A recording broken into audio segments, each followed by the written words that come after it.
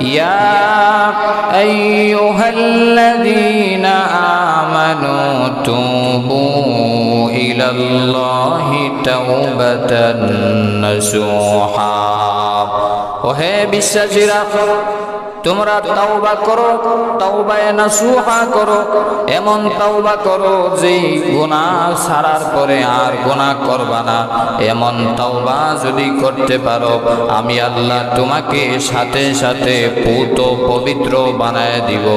তোমার জিন্দেগির সমস্ত গুনাহ খাতা আমি আল্লাহ মাফ করে দিব। সুবহানাল্লাহ।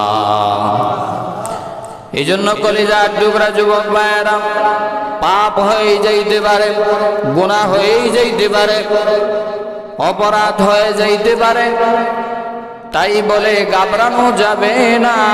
পাপকে বাড়ানো যাবে না, গুনাহকে বাড়ানো যাবে না।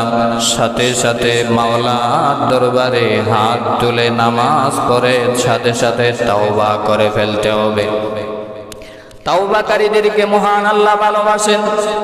তবে কয়েকটা সময় তাওবা করলে তাওবার দরজা তখন বন্ধ হয়ে যাবে, তখন আর তাওবা করলেও আল্লাহ তাওবা মঞ্জুর করবেন না।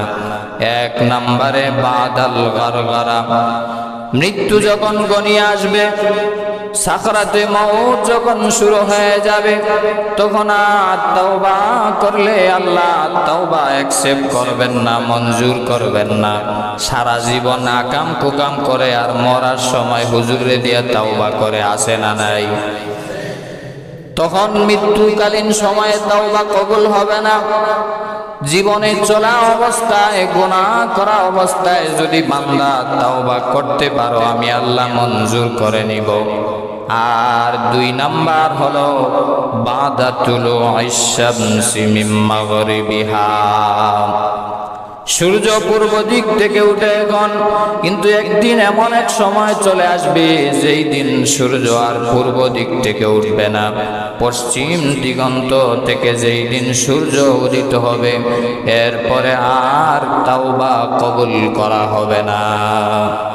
অর্থাৎ দুইটা সময়ে তাওবা কবুল হয় না, মৃত্যুর পূর্বক্ষণ সময়ে এবং কিয়ামত যখন শুরু হয়ে যাবে, সূর্য উদিত হবে পশ্চিম দিক থেকে, তখন আর তাওবা কবুল করা হবে না। এছাড়া সব সময় তাওবার দরজা খোলা আছে না নাই?